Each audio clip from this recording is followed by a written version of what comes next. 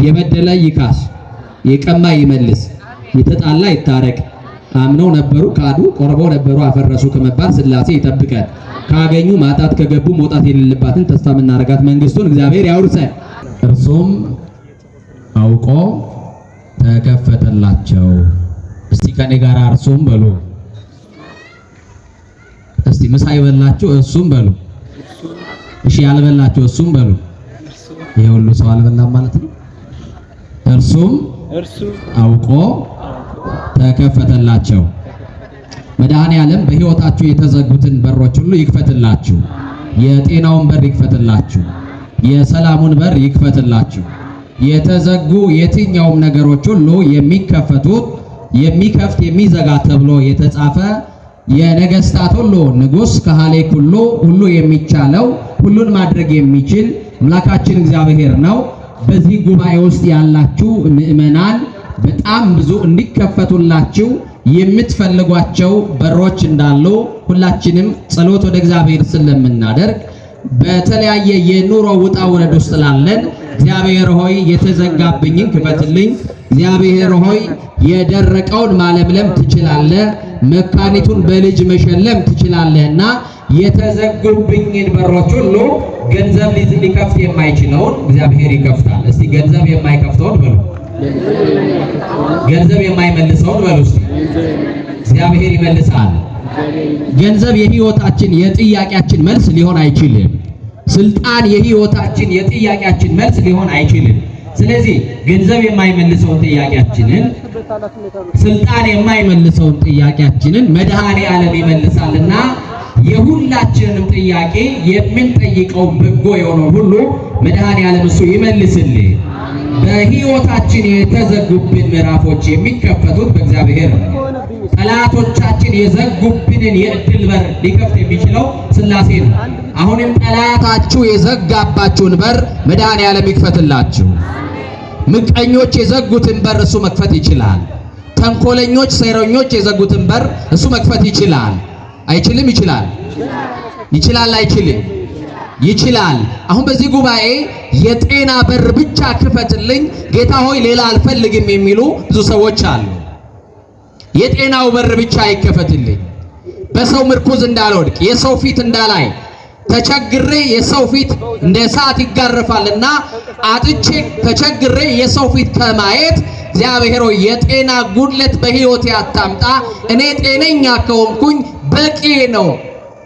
በጤንነታቸው ብቻ የሚያመሰግኑ ሁለት እግር ስላላቸው ሁለት እጅ ስላላቸው ጤናማዎች ስለሆኑ ብቻ ወጥተው መግባት ስለቻሉ ብቻ እግዚአብሔርን የሚያመሰግኑ አሉ። ደግሞ እናንተ ሁሉ ነገር ሞልቶላችሁ ተስተካክሎላችሁ ደሞዝ እየበላችሁ በተሸለመ ቤት እየኖራችሁ እግዚአብሔርን ደግሞ የምትጠይቁት ጥያቄ የዘገየባችሁ መስሎ የሚጠቅመንን ከልክሉን አልበላችሁ ከእግዚአብሔር ጋር የተኳረፋችሁ ትኖራላችሁና እኔ አንድ ነገር ልላችሁ እወዳለሁ። እግዚአብሔር ከሁላችን ጋር ይሁን። ከእግዚአብሔር ጋር እዚህ ውስጥ የተኳረፈ ሰው ይኖራል። እግዚአብሔር ሆይ ለነገሌ ሰጠ፣ ለምን ለኔ ከለከልከኝ? ለገሌን ስትባርከው ምን ነው እኔም ዝም አልክ? እኔስ ልጅ አይደለሁ እያለ ከእግዚአብሔር ጋር ግብ ውስጥ ያለ ሰው አለ። ምናልባት እናንተ የምትጠይቁት ጤና ከሆነ እግዚአብሔር ጤናን መስጠት ይችላል አይችልም? ይችላል አይችልም? እግዚአብሔር ከሁላችን ጋር ይሁን እና የትኛው በር ቢከፈትላችሁ ትፈልጋላችሁ ብያው ጥያቄ ብጠይቅ አንዱ የታመመ ሰው ካለ መድኃኒት የሰለቸው መርፌ የሰለቸው ሰው ሁሉ ጊዜ አመመኝ ብሎ ለሰው ማውራት ራሱ ሰልችቶ ሰዎች ይታዘቡኛል ብሎ በቃ ህመሙን ደብቆ በጥርሱ ነክሶ የሚኖር ሰው ስላለ አይ በቃ እኔ ከእግዚአብሔር ጋር ነው የምነጋገረው እንዴት ነው ሲሉት በጣም በጭንቅና በመከራ ተኝቶ አድሮ ጠዋት ሲነሳ እንደ ልብ አምላክ እንደ ቅዱስ ዳዊት ያመሰግናል። አንሰ ሰከብ ቆኖም ቆጠን ሳይኩስ እግዚአብሔር አንሳል እኔ ተኛው እሺ እኔ ተኛው በሉ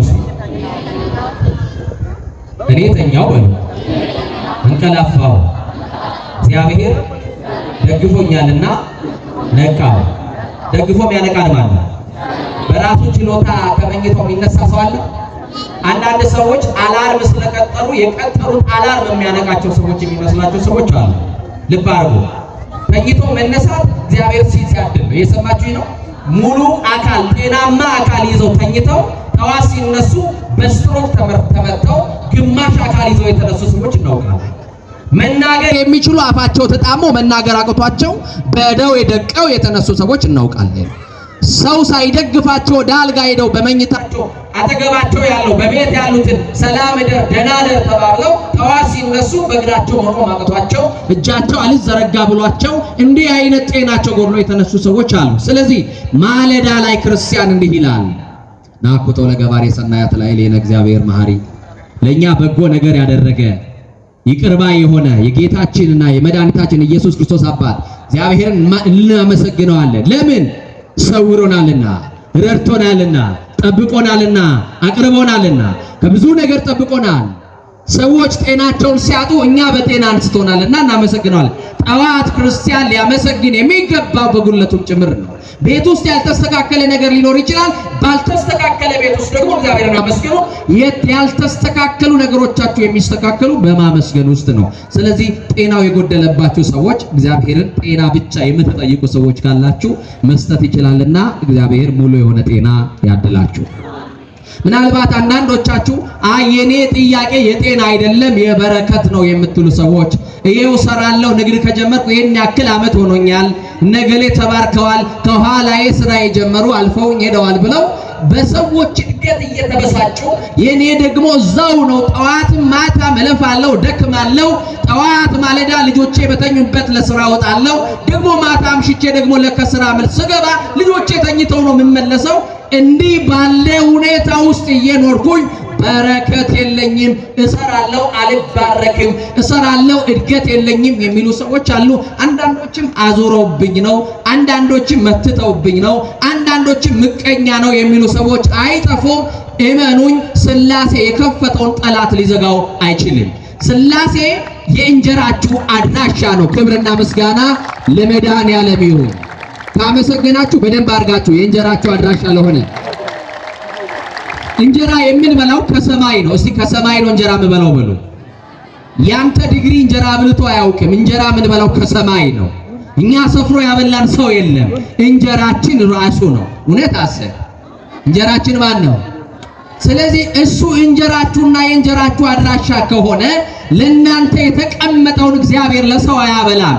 ምናልባት ምቀኞች ሊያዩት ይችላሉ እንጂ አይበሉትም። ሊደፉባችሁ ይችላል። ለእናንተ ያለውን ደግሞ እግዚአብሔር ያደርግላችኋል። ስለዚህ የጤናው በር የበረከት በር ሊሆን ይችላል። አንዳንዶቻችሁም ደግሞ ጥያቄያችሁ ከዚህ ተለይቶ የትዳር በር እንዲከፈት ትዳር ገረገረብኝ የምትሉ ሰዎች ትኖራላችሁ። እኔ አሁን አይነ ጥላም ጃንጥላም አልላችሁ። ትዳራችሁ የገረገረ ትዳር ከለከለ ይኸው ላይፍ ኢዝ ቴስት እያሉ ከዚህም ከዛም እየቀማመሱ የለመዱ ሰዎች አስቸግረዋል። ወጣቶች እዚህ ውስጥ አላችሁ። የማታገቧቸውን ሴቶች ተስፋ አትስጧቸው። አብራችሁ ብዙ ምዕራፍ የማትጓዟቸው ሰዎች ተስፋ አትስጧቸው። የሰው ልብ እንዳትሰብሩ። ከኔ ጋር ናችሁ ወገኖቼ? የሰው ልብ እንዳትሰብሩ። መቼም የኛ ምላስ ብረት ያቀልጣል፣ ታውቁታላችሁ። እንደው ይሄው እህል አልበላ አለኝ አንቺን ካላየው ብሎ ሰማይ ይደፋብኝ ያለ ሰው በእጅና በእግር ብሎ እጁ ካስገባ በኋላ ደግሞ ዞር በይ ነው አይደል? ከዛ በኋላ ያው እኛ መከራችንን ስንበላ ስለምንውል ነው። በእናንተ ጉዳይ እግዚአብሔር ከሁላችን ጋር አይሁን። እና የትዳሩ ጉዳይ ምንድነው ካላችሁ አንዳንድ ሰዎች ትዳር እንዴት ነው አንተ ለምንድን ነው ማታገባው ተብለ ስትጠየቅ እንደው አንዳንዶቹ ለምደውታል። እኔ እንኳን በዚህ አካባቢ አላውቅም፣ ወደዚህ ነው ወደ መጣውበት አካባቢ ላይ የኔ ሔዋን አልተፈጠረችም የሚል ቀብራራ ሰው አይጠፋም። የኔ ሔዋን ሴቷም ደግሞ የኔ አዳም ገና ነው መሰለኝ የሚል ሰው አለ። ውሸት ነው። ኮሌታችሁን እንዳትጨርሱ አላፊና አግዳሚን በማየት በማማተር ይኸውላችሁ በምኞት ትቃጠሉ ከሆነ ነው እንጂ ትዳር የሚገኘው አላፊና አግዳሚ በማየት ሳይሆን ወደ ሰማይ በማንጋጠጥ ብቻ ነው። ወደ ማን የተመረጠችዋን አንዳንዶች ወደ እግዚአብሔር መጥተው እንደው አንዳንድ ስዕል ስለው ለእግዚአብሔር ይነግራሉ። እኔ ማግባት የምፈልጋት ሴት ይሄ ነው ብሎ እንደዚህ ያስቀምጣሉ። መስፈርት አላት ሴቷም ወንዱም መስፈርት አለው። ጥሩ ነው። ከመስፈርታችሁስ ግን አንዱ እግዚአብሔር አለው ወይ? ግን አይደለም። ያችሁ እግዚአብሔር አለው ወይ? ምን አለው ትላላችሁ? እንደው ልንባላ እኮ ነው ዘንድሮ። አሁን ሰው ሁሉ ሊበላ ነው የሚገባው። በጎደለ መሙላት ሳይሆን በሞላበት መፍሰስ የሚወድ ሰው ነው ያለው። ታውቃላችሁ አይደል? ምን አላት? ምን አለው? እንዴ ልትበሉት ነው? ልትበላት ነው? ልትበያት ልትበዩ ነው? ይሄው አሁን የምንባለው መቼ አነሰ እንትን። እግዚአብሔር ከሁላችን ጋር አይሁን። በደንብ አሜን በሉ። እግዚአብሔር ከሁላችን ጋር ይሁን። ስለዚህ ትዳር የሚገኘው ወዴት በማንጋጠጥ ነው? ሰውየው ቤተክርስቲያን መጣና እንዲህ ብሎ ጸለየ አሉ። እግዚአብሔር ሆይ ትዳር ፈልጋለሁ ሚስት ስጠኝ አለው። ምን ስጠኝ? ቶሎ ብላችሁ ያላገባችሁ እጃችሁን አሳዩ። ወንዶች ብቻ ወንዶች ቶሎ በሉ። እንደው ዛሬ ነው እንደው ዛሬ ትዳር በር ይከፈታል። አንሳ ቶሎ። ህፃናት እንዳታነሱ በሕግ አምላክ ከፍ አድርጉ። አዎ እሺ እግዚአብሔር ይስጥልን። ሴቶቹ ምን ነው ዞር ዞር አላችሁ ወደ እነሱ? እናንተ ደግሞ አንሱ ቶሎ ብላችሁ ቶሎ ከፍ። እናንተ እንዳታዩ እናንተ በሉ አንሱ እናንተ ከፍ ከፍ። አቤት አቤት! ይሄ ሁሉ ሰው ገባ ነው ወይንስ እጃችሁ እንደዚህ ቻርጋችሁ ነው? ድምጽ ታቀበው ማለት ከፍ አድርጉልኛ እንደዚህ። የተባረከውን ይስጣችሁ፣ ለእናንተም የተመረጠችዋን ይስጣችሁ። እና ይገርማል። ሚስት ስጠኝ አለው እግዚአብሔርን። መስጠት ይችላል አይችልም? ይችላል አይችልም? ይኸው ሚስት ስጠኝ ካለ በኋላ እንዲህ አለ። አይኗ እንደ ባውዛ የሚያበራል። እንደምን የሚያበራ ይሄ ሰው እየጨለመበት ነው። ቀጥሎ እንዲህ አለ። አፍንጫዋ እንደ ፍሎረሰንት ቀጥ ብሎ ይቆማል። አቤት እግዚኦ! ቀጥሎ እንዲህ አለ። ጸጉሯ ከትከሻዋ ላይ አለ። ቀጥልና እንዲህ አለ። ቁመቷ እንደ ዝግባ ይሆናል። እንደኔ አይነታቸው አይፈልግም አለ። ቀጥሎ እንዲህ አለ። ጥርሷ እንደ በረዶ ነጭ ይሆናል። አቤት! ሊዮናርዶ ዳቪንቺ እንኳን ሞናሊዛ እንደዚህ አድርጎ ይሳል አይመስልኝም። ሰማችሁኝ? ኧረ ቆንጆዋን ብታገቡ ጥሩ ነው። መልክ ስትመርጡ ከውስጥ የሆነውን ውበት አታችሁ እየተጨነቃችሁ ናችሁ አይደለ? ከላይ ያለውን ውበት አይታችሁ ውበቱን ከን ያገኘው ቀን ባደጋ በሆነ ነገር የተበላሸ ቀን ትጠሏችኋላችሁ። እና ይገርማል። እንዲህ ብሎ እግዚአብሔር ነገረውና ከጸሎቱን ጨርሶ ሊነሳ ሲል እግዚአብሔር እንዲህ አለው፣ ልጄ የምትፈልጋት ሴት ደጅ ላይ ያለችልህና ተቀመጥ አለ። አቤት! የዛሬው ደግሞ በፋክስ ነው ፈጥኖ ሊደርሰው ጸሎት። በጣም ተገረመ። እንደ ዛሬም አይነት ጸሎት ፈጥኖ ደርሶልኝ አያውቅም ብሎ የሚፈልጋትን ሴት ከደጅ ላይ ሊቀበላት ወጣና ቆመ ደጅ ላይ። እና አንዷ መኪና ይዛለች። በጣም መልካም የምትባል ሴት ናት። ስትመጣ የኔ ጌታ እቺን አርጋታ እቺ ትሁን በቃ እቺ መሆን አለባት እያለ ሲጠብቅ ወረደች። አሁን ወደ እኔ ልትመጣ ነው ማለት ነው ብሎ እጁን ዘርግቶ ይጠብቃል። እሷ መጣችና ቤተክርስቲያን ሰላም ለኪ ቅዱስ ቤተክርስቲያን አምሳለ ኢየሩሳሌም ተሳልማ ጸሎት አርጋ ደግሞ ቦርሷን ከፈት አረገችና ሙዳይ ምጽዋት ውስጥ ብር ሰጣ። አው ተሳልማ ስትመለስ ምን ነው የኔ ጌታ ደጅ ላይ ናት ብለኝ የመጣችሁ እኮ ትታኘደች የመጣችሁ እኮ አለፈችኝ አለ። አያልፋችሁ መድኃኒዓለም አይዟችሁ። የሰማችሁኝ ነው። እና እንደዚህ ብሎ ጸለየ። ምን አለው እግዚአብሔር? ምን ነው የኔ ልጅ ሰማዩን ታያለ? ልጅቷ እኮ አጠገብህ ነች፣ ጎንበስ ብለህ ፈልጋት አለው።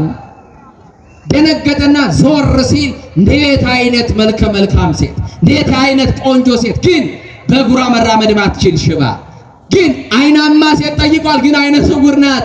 ውበቷ ግን ይሄ ተብሎ የማይነገርላት ይሄ ቀረሽ የማይሏት ውብና ቆንጆ ሴት ለምጽዋት ተቀምጣለች። ምን ነው መድኃኔዓለም አይናማዋን ስጠይቅ አይነ ስውሯን የምታሳየኝ፣ በእግሯ የምትራመዷን መኪና ይዛ የምትመጣዋን ስጠብቅ ምን ነው በእግሯ የማትራመዷን ሽባዋን ይቺንማ አንተ መለፋት ብሎ ተወ። እግዚአብሔር ግን ያልፈናል። ንገሩኝ እንጂ ይኸውላችሁ ዳቦ ራበን እያሉ በየመንገዱ ቀሚሳችንን ልብሳችንን የሚጎትቱ በጣም ብዙ ምስኪኖች ሜዳ ላይ የተበተኑ በዚህ ሰዓት መማር ሲገባቸው ትምህርት ሲገባቸው ሜዳ ላይ የወደቁ ሕፃናቶች አሉ። ለነርሱ ዳቦ መግዣ 10 ብር ከልክለን አዝማሪ የምንሸልም ትውልዶች ነው። እናሳፍራለን።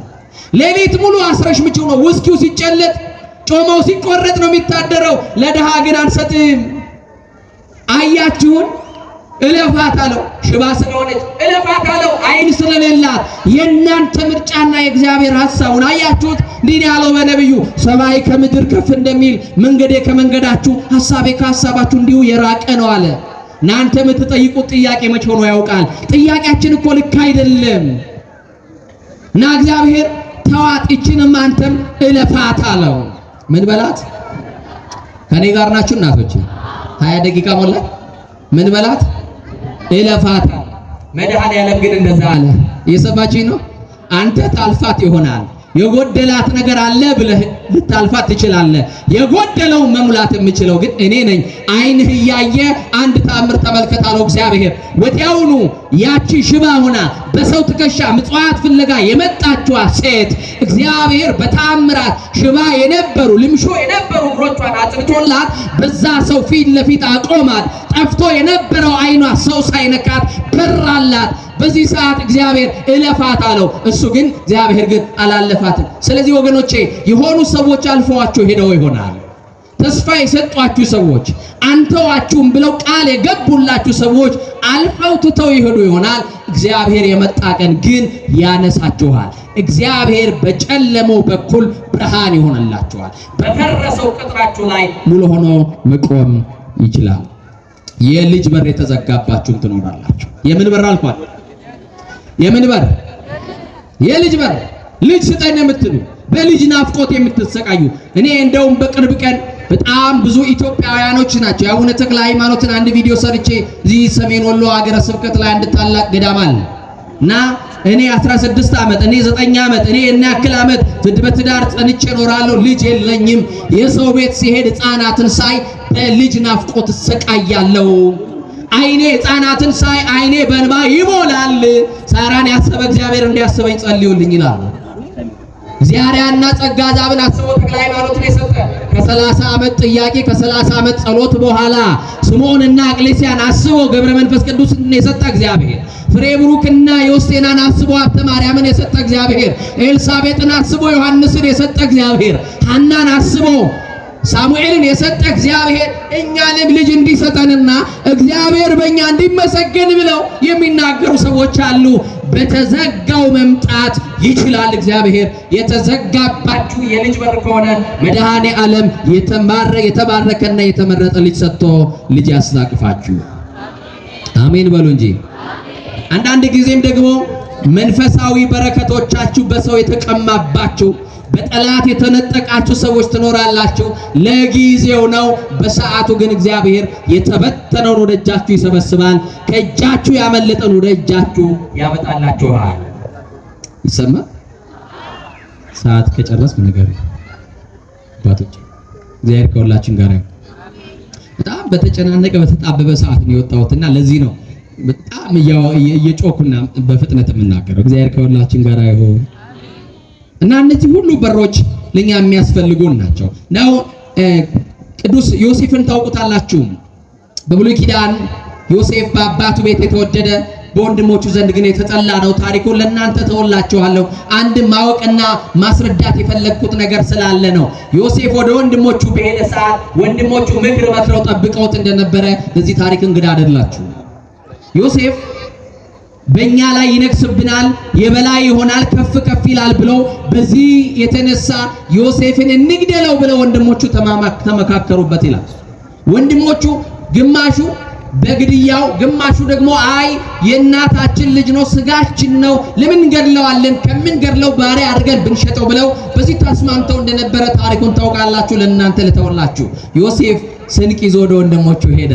ለወንድሞቹ እንጀራ ይዞላቸው ሄደ። እነሱ ሞት ደግሰውለት ጠበቁ። እንዲህ የሆኑባቸዋል ሰዎች። አንዳንድ ቀን እንጀራ የሆናችሁላቸው ሰዎች ጉድጓድ ይቆፍሩላቸዋል። እናንተ ቤት ተጠልለው የኖሩ እናንተ ገንዘብ እየሰጣችሁ የከፈላችሁ ያስተማራችኋቸው ሰዎች በጠላትነት ሊነሱባችሁ ይችላል። ዮሴፍ ሀገር አማን ነው ብሎ ወደ ወንድሞቹ ሄደ። ወንድሞቹ ምክር መክረዋል። እንደመጣ ናፍቋቸው ነበረ። ሊያቅፋቸው እጁን ሲዘረጋ ወደ ጉድጓድ ጣሉት። አይኑን አሰሩ። ዮሴፍ ምን እያደረጉ ነው ወንድሞቼ ይላል። የሚሆነውን ነገር አያውቅም። ቀሚሱን ቀደው ጠቦት አርደው ደም ነክረው አባቱን ሞቷል፣ ልጅ ርምህን አውጣ አውሬ በላው ብለው ሊናገሩ ይሄንን ግፍ በዮሴፍ ላይ ያደረጉ። ዮሴፍ ወደማያውቀው ሀገር ተሸጠና ሄደ። አንድ ልነግራችሁ የፈለግኩትን ነገር አለ። ዮሴፍ ወንድሞቹ ሲሸጡት አይኑን አስረውት ነበር። ምኑን አስረው ወዴት እንደሚሄድ እንዳያውቅ የሄደበትን መንገድም አይቶ ተመልሶ እንዳይመጣ አይኑን አስረውት ነበረ። እስቲ ከኔ ጋር እግዚአብሔር ግን በሉላችሁ በማያየው አይኑ በኩል ያይለት ነበረ። ዮሴፍ ወዴት እንደሚሄድ አያውቅም። እግዚአብሔር ግን ያይለት ነበረ። እግዚአብሔር ወዳየልን ስፍራ መሄዳችን አይቀርም። እኛ ወዳየነው አይደለም፣ የኛ መንገድ ትክክል አይደለም። እግዚአብሔር ወዳየላችሁ መድረሳችሁ አይቀርም። ስለዚህ ዮሴፍ ይገርማል። እግዚአብሔር በማያየው አይኑ በኩል እያየው ነበር። እግዚአብሔር ያላየውን ሀገር ያይለት ነበር። እስቲ እግዚአብሔር በሉ። ያላየውን ሀገር ያይለት ነበረ። ያላሰበውን ስልጣን አይቶለት ነበረ። አያችሁ ዮሴፍ ግብጽ ሲደርስ አይኑ ሲገለጥ፣ አይኑ የተገለጠው የአበባ ምንጣፍ ላይ ነው። በጫካ የታሰረ በጉድጓድ የታሰረ አይኑ ሲገለጥ ቤተ መንግስት ተገለጠ። የገፊ ጥቅሙ ይሄ ነው። አይናችሁን ያስራሉ፣ በራችሁን ይዘጋሉ፣ የሆነ ነገር ይዘጉባችኋል፣ የሆነ ድንጋይ ያስቀምጡባችኋል፣ እንጀራ እንዳትበሉ፣ ሀገር ጥላችሁ እንድትሄዱ የሆነ ነገር ጠላት ይመክርባችኋል። የገፊ ጥቅሙ እንዲህ ነው። ሲገፋችሁ ለካስ እግዚአብሔር ወደ እንጀራችሁ ነው የሚገፋችሁ። ጠላት ሊጥላችሁ ነው የሚገፋው። እግዚአብሔር ግን ለጥቅማችሁ ብሎ የሚከፍተው በር አለ። ወንድሞቹ ጠላት ሆነው በዮሴፍ ላይ ግፍ ሰርተው ዮሴፍ አይኑን አስረው ሸጠውት ነበረ። እግዚአብሔር ግን ለሸጡት ለወንድሞቹ የሚሆን አንድ የበረከት በር ከፍቶል ነበር። እግዚአብሔር የሆነ የበረከት በር ይክፈትላችሁ። የተነሳንበት የሐዋርያት ሥራ ምዕራፍ 12 ቁጥር 1 ጀምራችሁ ታነቡ እንዲህ ይላል። ንጉሥ ሄሮድስ መከራ ያጸናባቸው ዘንድ ከቤተ ክርስቲያን በአንዳንዶች ላይ እጁን ጫነባቸው ካለ በኋላ የቅዱስ ዮሐንስን ወንድም ያዕቆብን በሰይፍ ገደለው። አይሁድን ደስ እንዳሰኛቸው አይቶ ጨምሮ ጴጥሮስን ደግሞ አሰረው ይላል። ማንን አሰረው? ማንን አሰረው? ይኸውላችሁ ዛሬ ሰው ለማስደሰት ብለው ባለጠጎች መካከል ያሉ ሰዎችን ታዘቧቸው። ሳቃቸው ሳይመጣ የሚስቁ እየዋሸ ያለ እውነት ብለው የሚያወሩለት አይደል? እና እንዲህ አይነት በማስመሰል ያሉ ሰዎች አሉ። ብፁዕ አቡነ ሽኖዳ ሳልሳዊ ቢ ዩርሰልፍ የሚል መጽሐፍ ነበራቸው። ራስን ስለመሆን አዎ ክርስቲያን ራሱን መሆን ራሱን መምሰል አለበት። ራሳችሁን ፈልጋችሁ አግኙት። በጣም ብዙዎቻችን በማስመሰል ነው ያለነው እና ይገርማል። አይሁድን ደስ ለማሰኘት ጴጥሮስን ጨመረና አሰረ። ከማርቆስ እናት ቤት ተሰብስበው ከሚጸልዩበት ከዛ ቤት አውጥቶ ጴጥሮስን ወደ እስር ቤት ወሰደው። ይሄን ልንገራችሁና ትምህርቴን እጨርሳለሁ። ጴጥሮስ በአራት ፈረቃ የሚጠብቁ ወታደሮች ተመደቡበት። በስንት ፈረቃ? እቺን ያዙልኝ። በስንት ፈረቃ? በአራት ፈረቃ። ሁለት ወታደሮች ደግሞ ተመደቡበት። ስንት ወታደሮች? ሁለት ወታደሮች እንዳይተኙ እንዳያንቀላፉ በአራት ፈረቃ ነው የሚጠብቁት። ድካም ሲሰማቸው ሌላ ተቀያሪ ይመጣል። እንዲህ እያሉ ይጠብቁታል። እስር ቤቱ 3 መዝጊያዎች አሉት። እንዲህ ያለ ጨለማ ቤት ነው።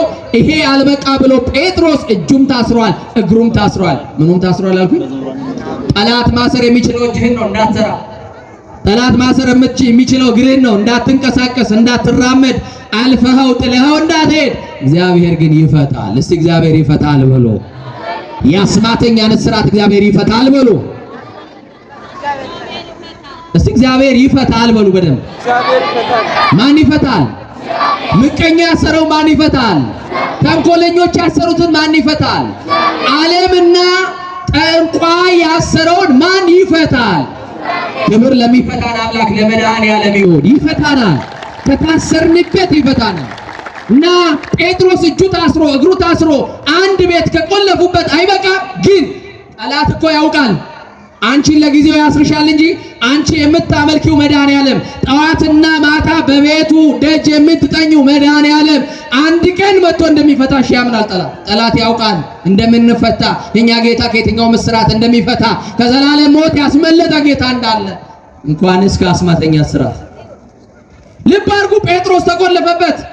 ንጉሱ ትእዛዝ ሰጥቷል። የመቶ አለቃ የቁልፉን ይዟል። በአራት ፈረቃ ወታደሮችን ያስገባል። ጴጥሮስ ተስፋ ቆረጠና የዛን ቀን መውጫ በሌለበት እስር ቤት ነው ያለሁት አለ። ክርስቲያኖች ተስፋ እንዳቆርጡ መውጫ የሌለበት እስር ቤት አይደለም የታሰሩ። እግዚአብሔር እንዲህ ብሎ ተጽፏል፣ ትፈተኑ ዘንድ የማይፈቅድ እግዚአብሔር ከፈተናው ጋር መውጫውን ያደርግላችኋል። መውጫውን ያደርግልን እግዚአብሔር። እና ይገርማል። ጴጥሮስ ከሌሊቱ በአራተኛው ፈረቃ ሊነጋጋ አካባቢ ጴጥሮስ ተኝቶ እያለ በጣም ተስፋ ስትቆርጡ አንዳንድ ጊዜ ጸሎታችሁን ትታችሁ ትተኛላችሁ። የታል መልሴ?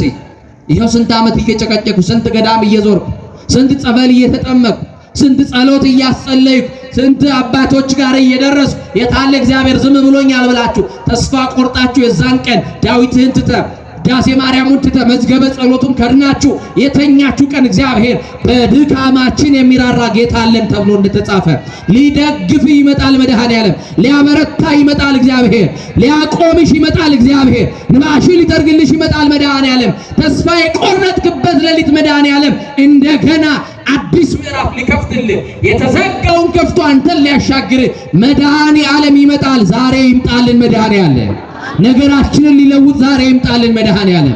የተቆለፉትን ሊከፍትልን መድኃኔዓለም ዛሬ ይምጣልን። ከጠላት እስራት ሊያስመልጠን ዛሬ ይምጣልን። ይገርማችኋል፣ የዛን ሌሊት ወደ ጴጥሮስ አንድ መልእክተኛ ተልኳል። ሰው አይደለም፣ በዋስ መብት ሊፈታ ወይም ደግሞ በጴጥሮስ በማርቆስ እናት ቤት የነበሩት ሌሎች የጴጥሮስ ወንድሞችም አይደሉም። ጴጥሮስን ለማስፈታት የመጣ ግን የጌታ መልአክ ነው። እንዲህ ብሎ ይላል፣ የጌታ መልአክ ይላል። በማርያም ከኔ ጋር በሉ፣ የጌታ መልአክ በሉ። በደንብ ጮክ ብላችሁ ይሄንን መልአክ የምትወዱ ከሆነ የጌታ መልአክ በሉ። ሌሊት በእስር ቤት ውስጥ ገባ። የጌታ መልአክ ሌሊት በተጨነቃችሁበት ጎጆ ውስጥ ይግባላችሁ። የሚፈታው መልአክ ሚካኤል ይምጣላችሁ። የሚፈታው ገብርኤል ይምጣላችሁ። የሚፈታው ሩፋኤል ይምጣላችሁ። የሚፈታው መልአክ ይመጣል። አንድ ቀን ከስራታችን የሚፈታን መልአክ እግዚአብሔር ወደ ልመናችሁ ሲመለከት የሚፈታ መልአክ ይልክላችኋል። ምን የሚል መልአክ? በመድኃኔዓለም የሚፈታ መልአክ ይልክልናል። በሉ እስቲ። ጴጥሮስ ግን ተኝቷል። ምን ብሏል? የደከመን ቀን የሚያግዝ ይላካል። አያችሁ፣ የሚያበረታው መልአክ ይመጣል። ደክሞታል፣ ተስፋ ቆርጧል፣ ተኝቷል። ጴጥሮስ ጎድኑን መታ አደረገው።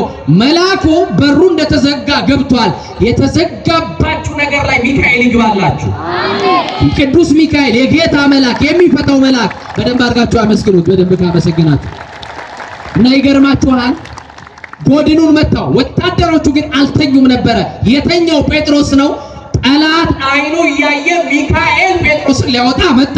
ጠላቶቻችሁ አይናቸው እያየ እናንተን ከነደደ እሳት ጎትቶ የሚያወጣው ሚካኤል ይመጣል። ጠላት አይኑ እያየ ተቆፈረ ጉድጓድ ሊደፍንላችሁ ገብርኤል ይመጣል። የታመነው መልአክ እግዚአብሔር ልኮ ሲመጣ እስመ ለመላእክቱ የዝዞ ሞመንት ያካረለ ያለው መላእክቱን እኮ ስላንቺ ነው የሚያዘው። ጠላት ያስቀመጠውን ድንጋይ ከመንገድሽ ሊያነሳ የሚላክ መልአክ አለ። አያችሁ፣ መልአኩ መጣ። ጠላት ግን ያያል። ማንህ አላለው። ከየት መጣህ አላለው። ቤት ገባህ አላለው። ሚካኤል ከመጣ ጠላት መናገር አይችልም። ጠላት መብት የለውም። ጠላት ስልጣን የለውም። ስልጣኑ ይቀማል። የዲያብሎስ ስልጣን ቀድሞ አስጨናቂያችንን ረግጦ ያስጨነቀልን መልአክ ሰናይ ለሰብ ወታዛዚ ለሕዝብ ወውእቱ ሩቀ መዓት ወብዛ ምሕረት ሚካኤል ውእቱ ስለሳው ሰናይ ለሰብ በሉ ሲላል ከኔ ጋር ሰናይ ለሰብ በሉ ወታዛዚ ለሕዝብ ለሰው መልካም እስቲ በሉ ድገሙ። ለሰው መልካም በሉት። ለሕዝብም ታዛዥ ከመዓት የራቀ ለምህረት የሚላክ ሚካኤል ነው። ክብር ምስጋና ለመድኃኔዓለም። ይሄ መልአክ ይላካል። ይሄ መልአክ ሲመጣ ካላችሁበት ከኑሮ ሸለቆ ትወጣላችሁ። አያችሁ፣ ጴጥሮስ ጠላት እያየ ነው። ጦርና ጋሻ ያዙ ወታደሮች አይናቸው ያያል፣ ቁልጭ ቁልጭ ብለዋል። ግን ምን አለው? መታ አደረገውና ጴጥሮስ ፈጥነ ተነሳ አለው። እኔም ዛሬ እላችኋለሁ ፈጥናችሁ ተነሱ፣ ከክፋት ወንበር ተነሱ፣ ከዝሙት አልጋ ተነሱ፣ ከርኩሰት ላይ፣ ከአድመኝነት፣ ከዘረኝነት፣ ከጎሰኝነት፣ ከጎጠኝነት እግዚአብሔር ከማይከብርበት የክፋት ወንበር ላይ ተነሱ። ተነሳ አለው ጴጥሮስ። በቃ ተነስ አለው። በቃ ሚካኤል ሲመጣ ያንተንም ነገር እንዲያነሳልሃል ያንሳላችሁ። ነገራችሁ መሬት ላይ ወደቀ ተነስ ይላል መልአኩ። የሚያነሳ መልአክ እስቲ የሚያነሳ መልአክ በሉ እስቲ። እንደው በማርያም ሚካኤል የሚያነሳ ነው። ሚካኤል ደግፎ ያነሳችሁ። የባህራንን የሞት ደብዳቤ በሕይወት እንደቀየረ ሞታችንን በሕይወት ይለውጥልን። ደብዳቤያችንን ሊቀድልን የመልአክ ይምጣልን እና በቃ ተነሳ አለው። ከዛ እኔ ቀድማለሁ አንተ ትከተላለህ አለ። ምን እላለሁ? እኔ ምን እላለሁ አለ። በቃ ጠዋት ወጣችሁ በሰላም ወጣችሁ የምትገቡት ጠንቃቆች ስለሆናችሁ ጸሎተኞች ስለሆናችሁ ሳይሆን የሚቀድም መልአክ ከፊታችሁ ስለሄደ ነው። ሚካኤል ዛሬ ከመንገዳችሁ ይሄድላችሁ። ሁሉ ጊዜ ዘወትር በመንገዳችሁ ይሄድላችሁ መልአኩ። ይገርማል። ቅዱስ ሚካኤል አቤት ጴጥሮስን ይዞት ሊወጣው ተከተለኝ አለ። እሱ ካልቀደመማ በጠላት እንያዛለን። አያችሁ፣ ቅደም ማለት ነው። ጠዋት ተነስታችሁ ቅደምልኝ በሉት። ቅደም አሁን ቅደም አለ። መልአኩን መከተል ሲጀምር ሁለቱን በር አሳልፈው ስንቱን በር? ሶስተኛው በር ግን ወደ ከተማ የሚያወጣ በር ነበረ። የብረት መዝጊያ ነበረው። ትልቅም ጋን ተቆልፎ ነበረ። ታዲያ በተዘጋ የገባ መልአክ ሚካኤል ቁልፍ ሰብሮ የሚወጣ መሰለ እንደ ወንጀለኛ። ጋኑ እንዳለ ቁልፉ እንዳለ ጴጥሮስን በተዘጋ ይዞት ሊወጣ ይችላል። ግን ወደ በሩ ሚካኤል ሲጠጋ በሩ ራሱ አውቆ ተከፈተላቸው ይላል። ሚካኤልን ያውቃል። የተዘጋቢ በር ላይ ሚካኤል ናና ቆምልኝ በለው፣ መልአኩ ቆምልኝ በለው። አያችሁ ወገኖቼ፣ በሩ ራሱ ሴንሰር አልተገጠመለት። ሴንሰር የለውም በሩ፣ የብረት በር ነው። ታውቃላችሁ ሴንሰር ያላቸው በሮች ጋር ዝም ብላችሁ የምትጠጉት አይደለ?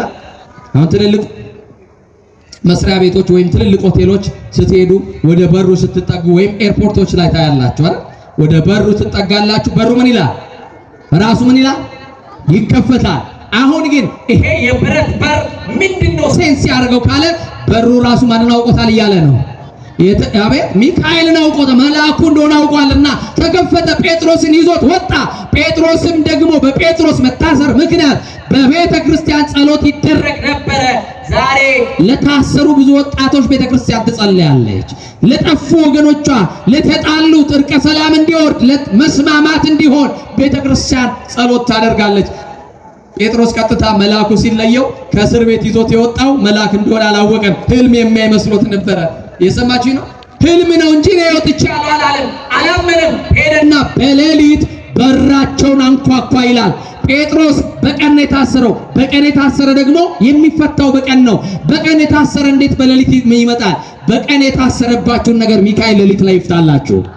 በቀን የታሰረባችሁ፣ በቀን የተቃጠረባችሁን ነገር ሁሉ ይክፈትላችሁ መልአኩ። እና ይገርማል።